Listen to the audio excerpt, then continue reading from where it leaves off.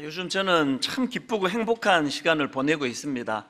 작년 연말에 제 마음에 영적으로 갈급함이 있었고, 그리고 또 겉으로 보기에 교회가 안정적으로 순탄하게 흘러가는 것 같지만 과연 하나님 보시기에도 그렇게 보실 것인가, 이것들이 제 마음에 근심이 되었습니다. 그래서 아무 문제 없는 그게 오히려 큰 문제가 될 수 있다는 그런 생각을 가지고 이제 금식을 선포하고, 지난 주일날 전 교회적으로 우리가 집중해서 하나님을 갈망하는 그런 성도님들이 모인 교회가 되자고 그렇게 선포를 했더니 얼마나 감사한 일이 많았는지 모릅니다. 이곳저곳에서 교회적으로 아름다운 소식이 들려지는데요, 이제 이 금식에 많은 분들이 동참을 하고, 또 금식에 동참하여서 허기가 느껴질 때 그것을 예수님을 묵상하고 예수님을 생각하고 하나님으로 굶주린 그런 신앙인으로 살아야 되겠다는 결단이 일어나고 있다는 이야기들을 한 주 내내 듣는데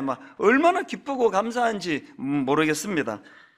우리 교회는 앞에서 이렇게 피리를 불면 성도님들이 거기에 반응하고 춤을 추는 교회라는 것이 얼마나 내가 감사한지 모르겠습니다.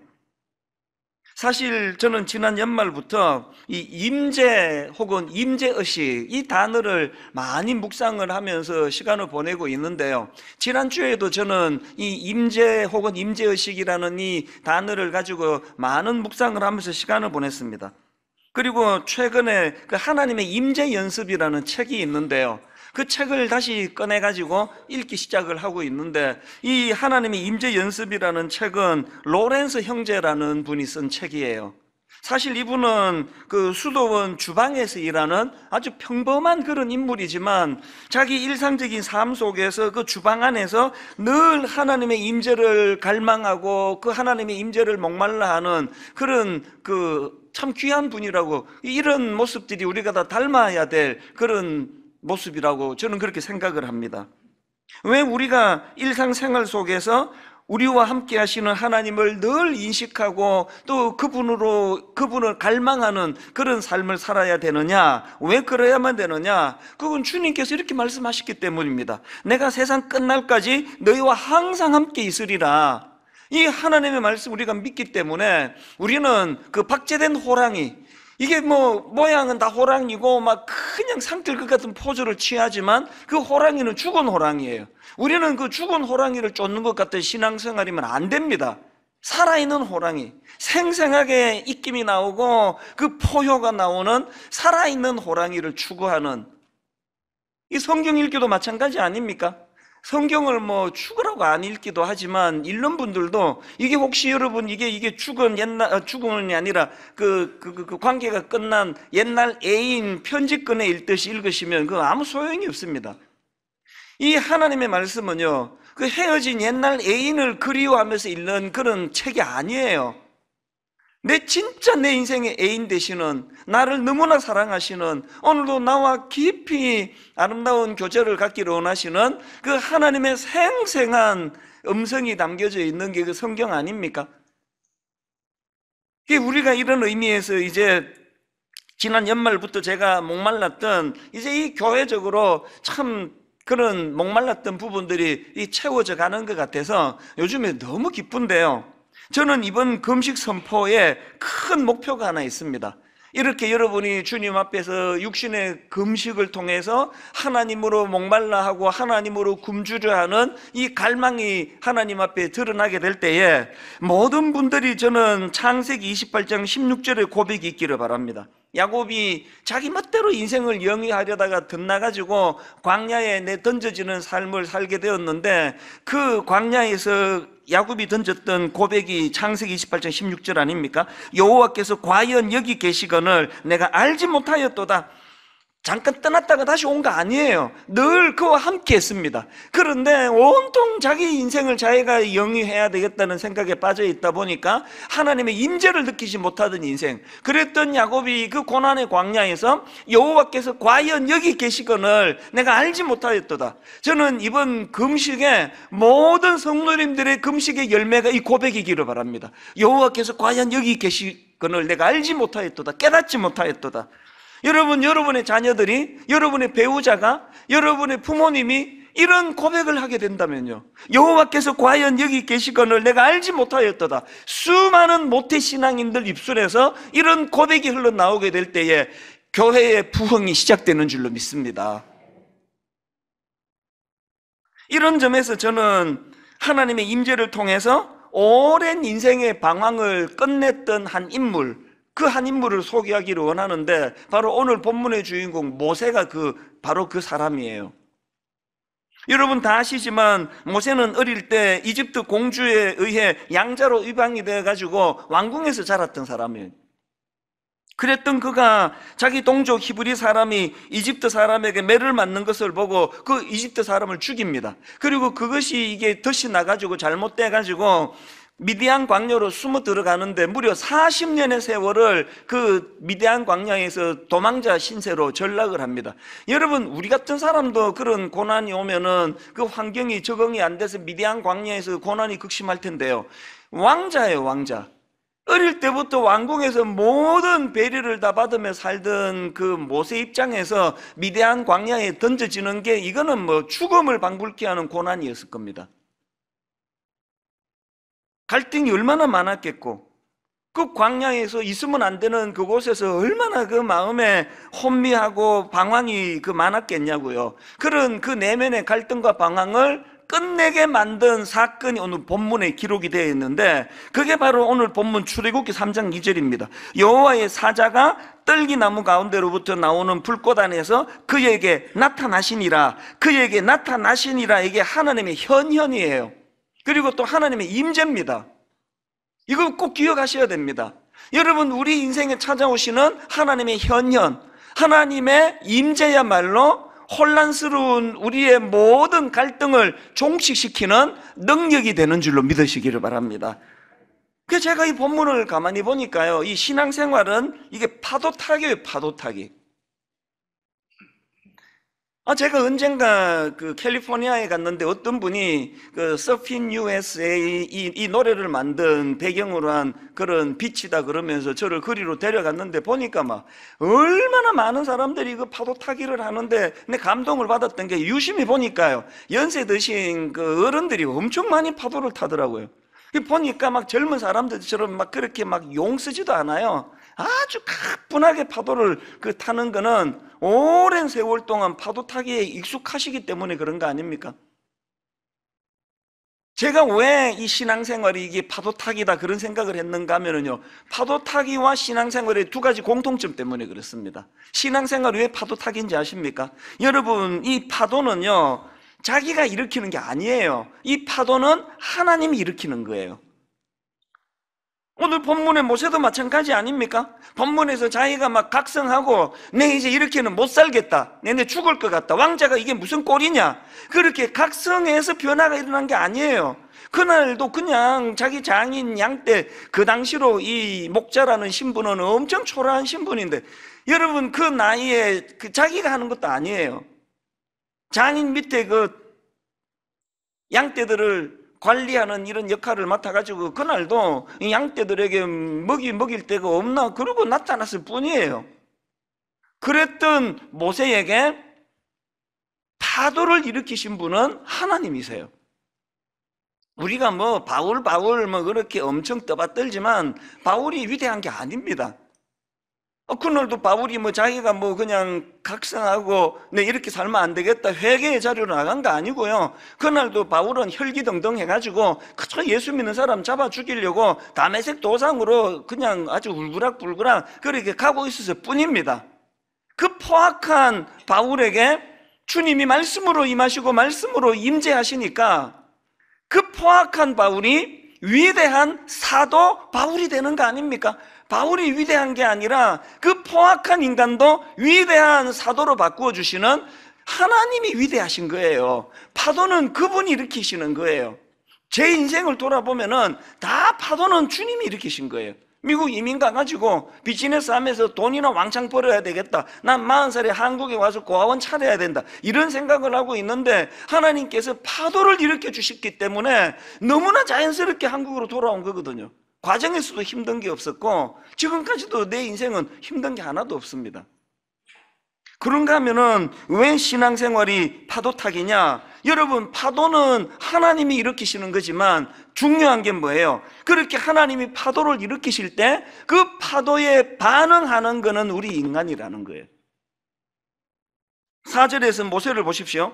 하나님의 임재에 대하여 이렇게 반응합니다. 여호와께서 그가 보려고 들이켜 오는 것을 보신지라 하나님이 떨기나무 가운데서 그를 불러 이르시되 모세야 모세야 하시매 그가 이르되 내가 여기 있나이다. 자기가 찾은 거 아니에요. 자기가 부른 거 아닙니다. 자기가 각성한 거 아니에요. 하나님이 그를 찾아주셨어요. 모세가 한 건 반응한 것밖에 없습니다. 내가 여기 있나이다 이것밖에 없습니다. 예수님의 육신의 어머니 역할을 맡았던 마리아가 막 뜻한 바가 있어가지고 하나님께 막 금식하면서 하나님께 요구하면서 내가 육신의 어머니 역할을 맡고 싶다고 예수님의 어머니 역할을 하겠다고 떼쓴 거 아니에요. 파도는 하나님이 일으키신 거예요. 일으키시는 그 하나님의 파도에 마리아는 이렇게만 반응했습니다. 누가복음 1장 38절 마리아가 이르되 주의 여종이오니 말씀대로 내게 이루어지이다.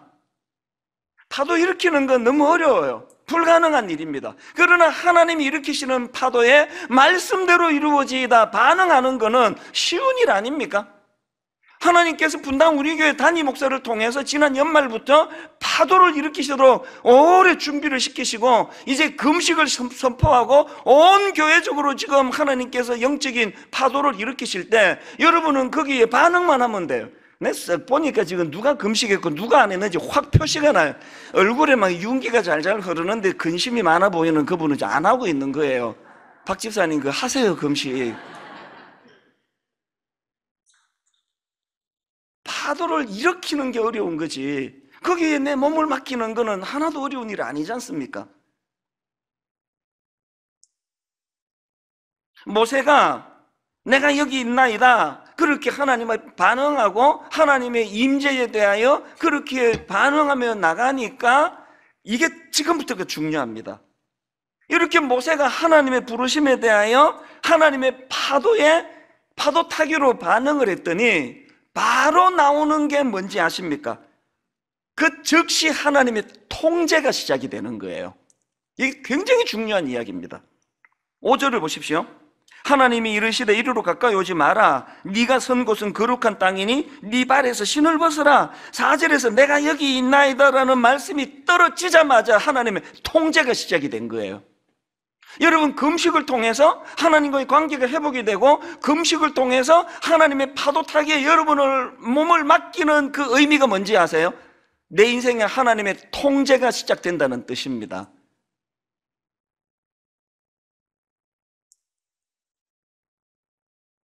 영어로 종교를 religion이라 그러지 않습니까? 근데 이 영어 단어 religion이라는 이 단어는 라틴어로 religio에서 나왔는데요. 이 religio라는 단어는 묵다라는 뜻이랍니다. 뭘 의미합니까? 여러분 제대로 신앙생활을 한다는 건 하나님과 나를 묶는 거예요. 그 우리 초등학교 다닐 때 그 가을에 운동회 할 때 2인 1조 발 묶어가지고 뛰는 거 얼마나 불편한지 아시죠? 이만 그냥 막 나 혼자 뛰라 그러면 막 냈다 그냥 달리겠는데 이 상대방하고 보조를 맞추면서 그렇게 골을 향해 달리는 게 발 묶고 뛰는 거 아닙니까? 제대로 된 신앙은 하나님과 내가 발을 묶는 거래요. 하나님의 통제가 시작이 된 거예요.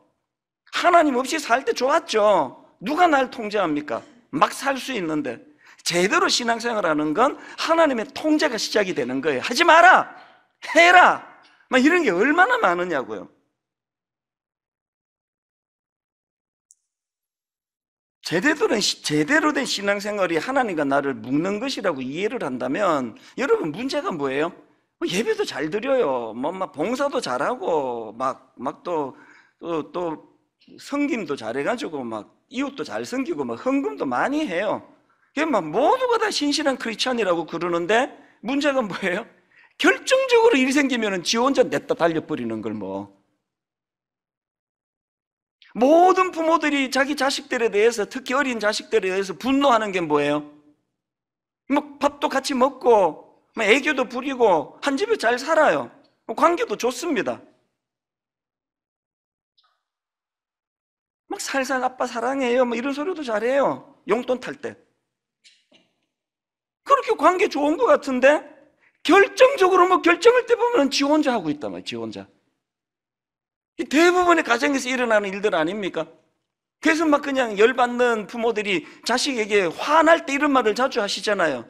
너한테 나는 무슨 의미냐? 돈 대주는 물주냐 나는? 너한테 나는 뭐야 도대체? 이렇게 리얼하게 표현할 수 있다는 게 뭘 의미하는지. 좋은 자식은요 막 그냥 부모 모시고 식사 대접하고 막 안마해드리고 말벗대드리고 이것도 좋은 자식이지만 결과적으로 부모랑 자기 인생을 상의할 줄 아는 자식, 이거 어떻게 하면 좋아요? 엄마의 경험으로, 아빠의 경험으로 이거 어떻게 생각하세요? 좋은 크리스찬은 주님과 더불어 발 묶고 뛰는 거라니까요. 제가 우리 집에 새아이에게 요즘 종종 하는 말이, 네 인생에 결정적인 중요한 포인트가 하나 있다면 네 인생에 코치가 필요하다. 코치가. 그 김연아 같은 대선수도 코치가 있잖아. 코치가 하라는 데까지 하고 지시하는 데 따르는 코치가 있잖아. 네 인생에 코치가 있니? 하나님이 네 인생의 코치가 되도록 해야 돼. 왜 하나님이 임재를 경험하고 자기가 반응할 때 파도 타기를 하는 모세에게 바로 태클이 들어갑니까?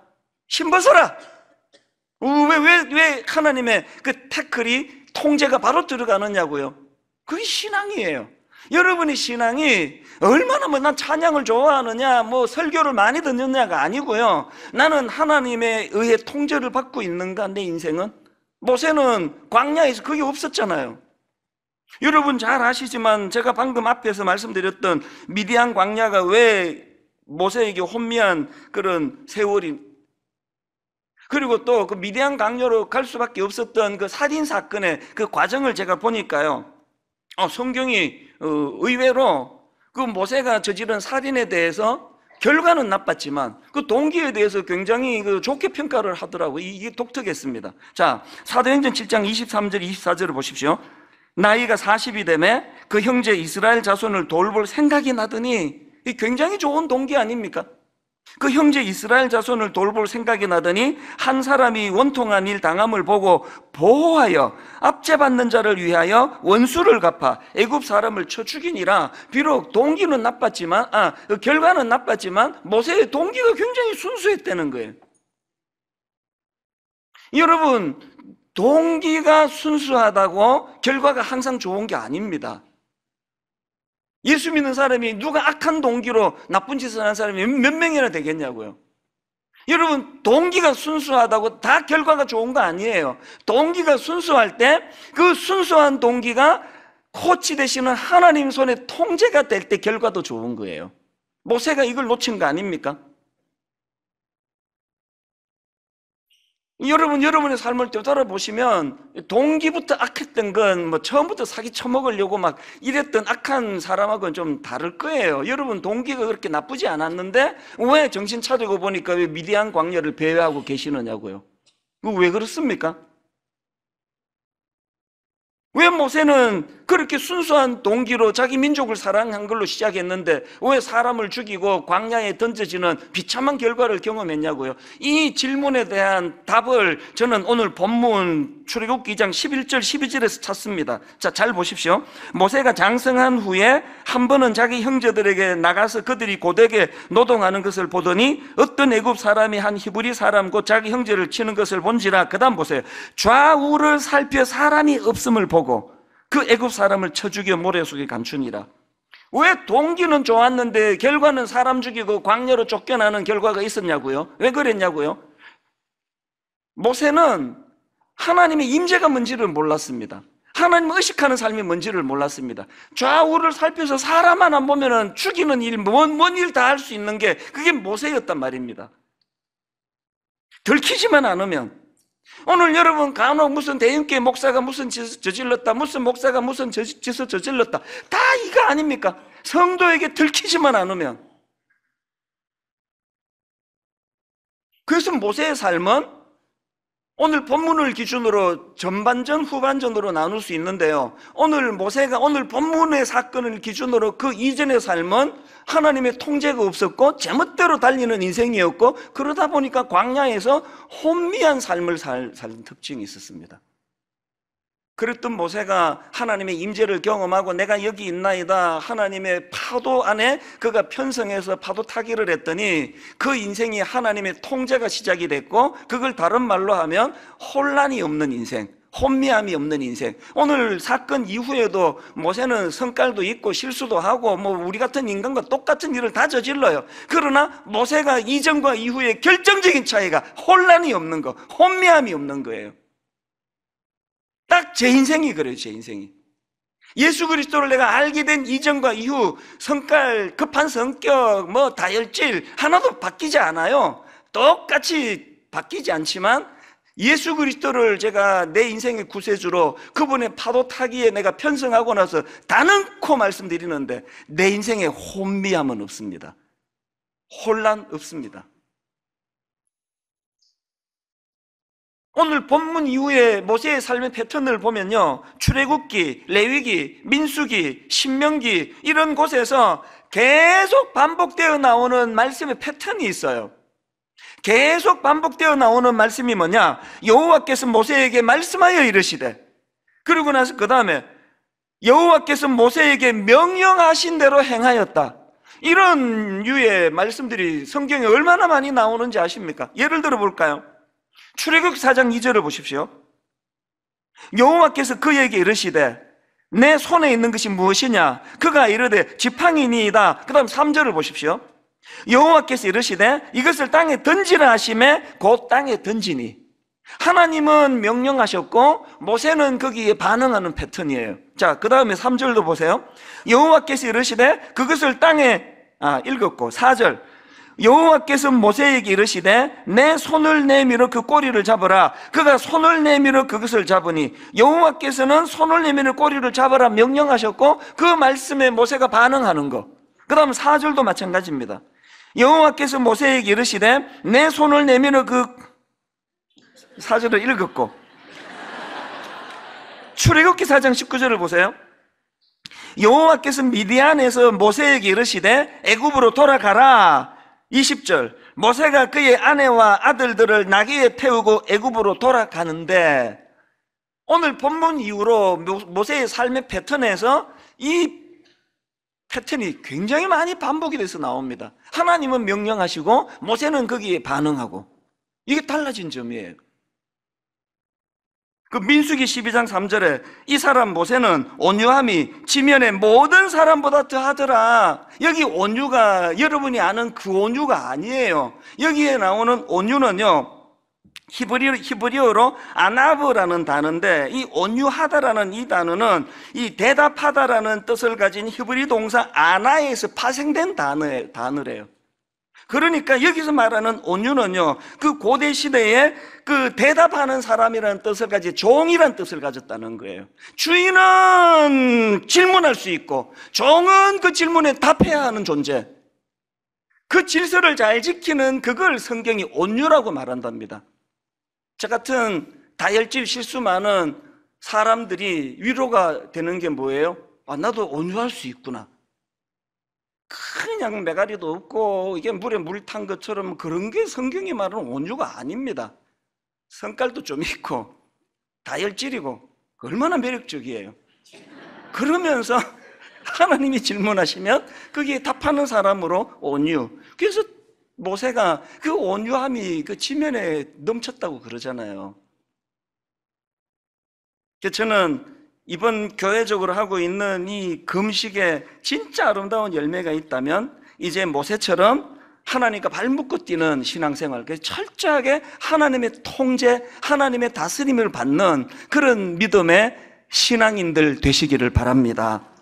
자, 그럼 좀 더 구체적으로요, 하나님은 우리 삶에 어떤 걸 통제하기 원하느냐, 많은 게 있지만 본문에 보니까 두 가지를 명령하세요. 유심히 봤더니. 그래서 저는 이 본문을 가지고요, 우리 이런 질문을 드려야 된다고 생각합니다. 나는 지금 하나님의 통제하심에 제대로 반응하고 있는가? 이게 궁금하시면 두 가지 질문을 던져야 돼요. 첫 번째 질문이 뭐냐? 이 거룩과 관계되는 질문인데요. 하나님께서 원하시는 새로운 삶의 방식으로 나는 지금 살고 있는가? 여러분, 하나님께서 원하시는 새로운 삶의 방식, 그게 거룩입니다. 5절에 나와 있는 네 발에서 신을 벗어라, 네 발에서 신을 벗어라는 이 말씀을 가지고 이게 무슨 뜻인지를 좀 영적으로 신령한 해석이 없나 그래가지고 막 자료를 엄청 뒤져봤어요. 막 사람마다 해석이 다 틀려요. 그래가지고 막 쓸데없이 그 책감만 많이 들었는데, 어느 날 정신 차리고 봤더니 그 사람한테 물을 게 아니더만 하나님이 거의 바로 말씀하셨더라고. 왜 그랬는지 5절을 보세요. 답이 나와 있잖아요. 하나님이 이르시되 이리로 가까이 오지 말라. 네가 선 곳은 거룩한 땅이니 네 발에서 신을 벗어라. 그 답이 다 나와 있네요. 하나님이 모세를 통제하기 시작하는데 가장 먼저 우선되는 명령이 뭐였다고요? 네 신을 벗어라. 왜 벗어야 된다고요? 이 땅은 거룩한 곳이다. 잘 들으셔야 됩니다. 레위기 14장 45절. 나는 너희의 하나님이 되려고 너희를 애굽 땅에서 인도하여 낸 여호와라. 내가 거룩하니 너희도 거룩할지어다. 계시록 19장 8절. 그에게 빛나고 깨끗한 세마포 옷을 입도록 허락하셨으니 이 세마포 옷은 성도들의 옳은 행실이로다 하더라. 여러분, 여러분의 금식을 통해 가지고 하나님의 임재를 경험하고 여러분 그냥 툭 튀어나오는 거짓말, 그저 변명하기 좋아하고 위기만 모면하는 되는 식으로 얼렁뚱땅하고 주변을 둘러봐서 사람만 없으면 그냥 막 사람 죽이는 것까지도 서슴지 않고 하는 이 세상의 가치관과 질서를 뛰어넘는 새로운 가치관, 하나님의 통제를 받는 사람, 거룩의 회복이에요. 그렇게 금식 많이 하면서 여전히 그냥 거짓말을 밥 먹듯이 할 것 같으면 그냥 밥을 드세요. 그냥 뭐하러 그 고생을 하십니까? 금식은요, 세상이 어떻게 흘러가든지 상관없이 나는 하나님의 질서 아래 놓이는 사람이다. 나는 하나님의 거룩을 추구하는 사람이다. 예수 믿는 가정에서 자녀가 대학을 가면 1년 내내 싸우는 게 그거 아닙니까? 아이들의 항변. 온 세상 애들이 다 이렇게 사는데 왜 나만 갖고 그러시느냐고요. 간단한 대답. 왜 너만 갖고 그러느냐고? 너는 하나님 사람이니까 그런 거지. 하나님의 통치 아래 놓여 있는데 하나님께서 우리에게 거룩을 요구하시기 때문에. 저는 이번 금식이 저와 여러분의 이 하나님의 새로운 삶의 방식, 하나님의 이 질서를 순종하며 나가려고 노력하는 엄청난 능력을 부여받는 금식이 되기를 바랍니다. 그런가 하면 두 번째로 우리가 이 질문 던져야 돼요. 나는 하나님의 통제하심을 제대로 반응하고 있는가? 이게 궁금하시다면 이거 두 번째 사명과 관계되는 질문을 던져야 됩니다. 나는 하나님께서 원하시는 새로운 삶의 목표를 갖고 있는가? 아까 하나님이 임재를 통해 모세를 통제하기 시작할 때 첫 번째 통제가 신발을 벗어라, 거룩의 문제라면, 두 번째는 유심히 보니까 두 번째 명령이 있더라고요. 그게 뭐냐? 9절을 보십시오. 이제 가라. 이스라엘 자손의 부르짖음이 내게 달하고 애굽 사람이 그들을 괴롭히는 학대도 내가 보았으니 이제 내가 너를 바로에게 보내어 너에게 내 백성 이스라엘 자손을 애굽에서 인도하여 내게 하리라. 신발을 벗으라는 명령에 바로 연이어 나오는 명령이 가라는 거예요. 애굽의 종살이로 신음하고 있는 내 백성을 위하여 사명을 가지고 가라. 만약에 여러분 모세가요, 첫 번째 명령에 막 그냥 뿅 가가지고 막 여기 이 거룩한 땅 내가 발견해, 여기가 좋사오니, 그러고 막 텐트 치고 신발 벗고 거기 들어가지고 주님과 더불어 누리기만 하기로 했다고 치자고요. 그 신음하는 백성들은 어떻게 하는 겁니까? 어떻게 해야 됩니까?